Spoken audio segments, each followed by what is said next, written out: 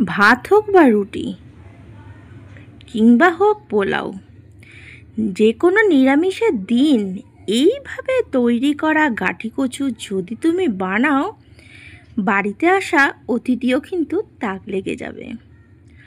যা মাংস মাছকে তো আক্কাই করবে না। ঠিক এই পদ্ধতিতে একবার বানিয়ে নাও গাঁটি কচুর তরকারি। নমস্কার বন্ধুরা, আমি সুমনা, খাওয়া হবে জমজমাট চ্যানেলে সবাইকে জানাই স্বাগতম। আমি দেখো এখানে গাঁটি কচু কেটে পরিষ্কার করে ধুয়ে নিয়েছি।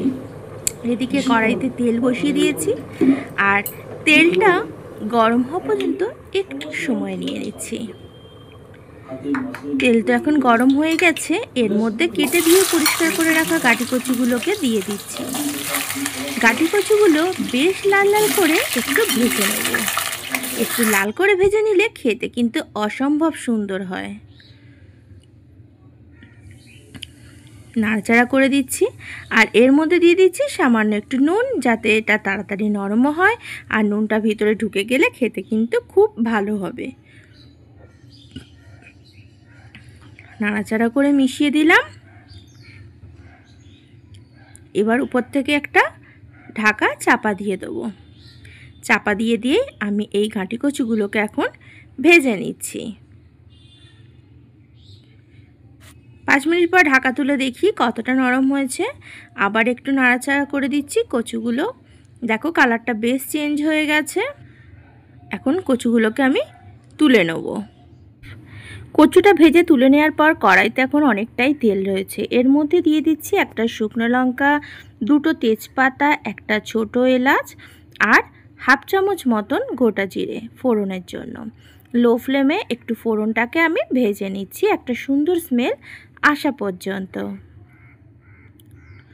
ফোড়নটা তো আমার এখন ভাজা হয়ে গেছে আর একটা সুন্দর গন্ধ বের হচ্ছে। এখন এর মধ্যে দিয়ে দিচ্ছি 1/4 চামচ হিং। হিংটা দেওয়ার পরে এখানে দেখো, এখানে আদা, টমেটো, কাঁচা লঙ্কা বেটে রেখেছিলাম, সেই বাটা মশলাটা এখানে দিয়ে দিলাম। লো ফ্লেমে এটাকে একটু কষিয়ে নিচ্ছি। আদা আর হিং যদি যে কোনো রান্নাতে একসাথে দিয়ে কষানো হয়, তাহলে কিন্তু একটা পেঁয়াজ রসুনের মতন হালকা ফ্লেভার আসে আর টেস্ট কিন্তু খুব সুন্দর আসে। মশলাটা দেখো তেল রিলিজ হচ্ছে, মানে এখানে আদা, টমেটোর, লঙ্কাটা বেশ কষানো হয়ে গেছে। এখন এর মধ্যে দিয়ে দিচ্ছি 1 চামচ মতন জিরে গুঁড়ো, হাফ চামচ ধনে গুঁড়ো, দিচ্ছি হলুদ গুঁড়ো রঙের জন্য, আর তার সাথে অল্প একটু জল দিয়ে দিলাম যাতে মশলাটা না পুড়ে যায়। আর এর মধ্যে দিয়ে দিচ্ছি লঙ্কার গুঁড়ো। তোমরা যে যতটা ঝাল পছন্দ করো সেই হিসাবে তোমরা এখানে দিয়ে নেবে। ভালো করে এখন সমস্ত মশলাটা একটু সুন্দর করে কষিয়ে নিচ্ছি। মশলাটা কষাতে কষাতে আমার মতন তোমরা কে কে গাঁটি কচু খেতে ভালোবাসো চটপট কমেন্টসে জানিয়ে দাও। আমি তো খেতে খুব ভালোবাসি, শুধু আমি নয়, আমার পরিবারের সকলেই খুব ভালোবাসে গাঁটি কচু খেতে। আর তোমরা কে কে ভালোবাসো কমেন্টসে জানাও। আর এই রেসিপিটা অবশ্যই বাড়িতে বানাও, মুখে কিন্তু স্বাদ লেগে থাকবে। আর বারবার এই রেসিপিটা ঠিক এইভাবে বানানোর জন্য তোমার পরিবার তোমাকে অনুরোধ করবে। দেখো এখন মশলাটা সুন্দরভাবে কষানো হয়ে গেছে আর তেলটাও রিলিজ হওয়া শুরু করে দিয়েছে। এই অবস্থায় ভেজে রাখা যে গাঁটি কচু তুলে রেখেছিলাম সেগুলোকে দিয়ে দিচ্ছি। দেওয়ার পর এখন ভালো করে মিনিট 2-3 একটু কষিয়ে নিচ্ছি। মশলাটা তো আমার একদম পারফেক্টভাবে রেডি হয়ে গেছে আর কচুগুলোও বেশ ভালোই নরম হয়ে গেছে। আর সামান্য একটু জল দিয়ে আমি এটা আরও কিছুক্ষণ কষিয়ে নেব।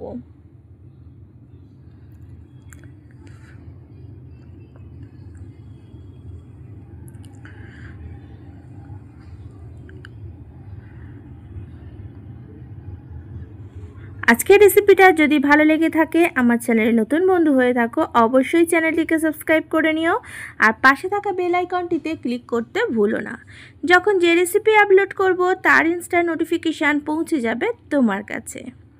আর যারা পুরনো বন্ধু আছো অনেক ধন্যবাদ আমার পাশে থেকে আমায় সাপোর্ট করে এগিয়ে নিয়ে যাওয়ার জন্য। দেখেছো কচুটা থেকে কতটা তেল রিলিজ হচ্ছে। এখন সামান্য একটু চিনি দিচ্ছি স্বাদের অ্যাডজাস্টের জন্য। আর যারা এটা খেতে চিনিটা দিতে পছন্দ না করো তারা এটা স্কিপ করে যেতে পারো। আর দিয়ে দিলাম নুন। তবে নুনটা আমি এখানে সামান্য পরিমাণ দিলাম, কারণ আমি কচুটা নুন দিয়ে ভেজেছিলাম, তেলটার মধ্যে নুন মিশে আছে, তাই এখানে সামান্য নুন দিয়েছি। তাতে কিন্তু আমার একদম স্বাদটা পারফেক্ট এসেছে। একদম সম্পূর্ণ কষানো আমার হয়ে গেছে।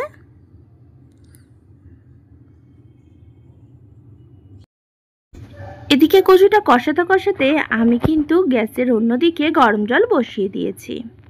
জলটা এখন গরম করে নিয়েছি আর এর মধ্যে এখন জলটাকে অ্যাড করে দিচ্ছি। তবে খুব বেশি জল দেবো না এখানে, কারণ আমার কিন্তু কচুটা আগে থেকে বেশ নরম হয়ে গেছে ভাজতে ভাজতে, আর মশলাটাও সুন্দরভাবে রেডি হয়ে গেছে। তাই এখানে অল্প পরিমাণ জল দিলাম, কারণ এটা আমি একটু মাখো মাখো বানাবো, খুব বেশি ঝোল রাখবো না। আর এখন এটাকে আমি চাপা দিয়ে দিচ্ছি, দিয়ে মিনিট 5 একটু রান্না করে নিচ্ছি। 5 মিনিট হয়ে গেছে, ঢাকাটা তুলে দেখাই তোমাদের কেমন হয়েছে। দেখো কতটা তেল রিলিজ হয়েছে মশলাটা থেকে, আর একটা দারুণ ফাটাফাটি গন্ধ বেরোচ্ছে। কি বন্ধুরা, জিভে জল এলো তো? তবে আর দেরি কেন, চটপট কালকেই বানিয়ে নাও কচুর এই রেসিপিটা। আর কচুটাও কিন্তু সুন্দরভাবে নরম হয়ে গেছে, তোমরা দেখে নিশ্চয়ই সেটা বুঝতেই পারছো। আর এই অবস্থায় এখন গ্যাসের ফ্লেমটা আমি অফ করে দিচ্ছি, কারণ আমার কচুর রেসিপিটা রান্নাটা বানানো একদম কমপ্লিট হয়ে গেছে। তবে এটাকে একটু স্ট্যান্ডিং টাইমে রেখে দেবো, মিনিট 2 মতন চাপা দিয়ে ফেরত আসছি তারপর তোমাদের সাথে। দেখো স্ট্যান্ডিং টাইমে 2 মিনিট রেখে দেওয়ার পর কচুটা কত লোভনীয় দেখতে হয়েছে। এখন একটা সার্ভিং বোলের মধ্যে আমি কচুটাকে নামিয়ে নিচ্ছি। পোলাওয়ের সাথে হোক বা ফ্রাইড রাইস বা গরম ভাত, দারুণ লাগবে এই নিরামিষ পদ দিয়ে। যে কোনো নিরামিষের দিন হঠাৎ অতিথি চলে আসলে কি রান্না করবে ভেবে পাচ্ছ না, এই রেসিপিটা অবশ্যই বানিয়ে নিও। দেখো মুখে কিন্তু স্বাদ লেগে থাকবে। আর ভালো লাগলে অবশ্যই একটা লাইক কমেন্ট শেয়ার করো। আর খাওয়া হবে জমজমাটের সাথে থেকো। একটা সুন্দর সন্ধ্যা খাওয়া হবে জমজমাটের সাথে কাটানোর জন্য তোমার মূল্যবান সময় আমার জন্য একটু দেওয়ার জন্য তোমাকে জানাই অনেক অনেক ধন্যবাদ। ভালো থেকো, সুস্থ থেকো, আর খাওয়া হবে জমজমাটের পাশে থেকো। নতুনত্ব দারুণ দারুণ নিরামিষ রেসিপি নিয়ে আমি সুমনা হাজির হয়ে যাব ঠিক সন্ধ্যে 7টায় তোমাদের সামনে। কি বন্ধুরা, এখানেই শেষ করলাম আজকের ভিডিওটা। আসি তাহলে। আর তোমাদের একটা গঠনমূলক কমেন্টস আমাকে অনেকটাই অনুপ্রাণিত করে নতুন কিছু ভিডিও আনার জন্য, নতুন রেসিপি বানানোর জন্য।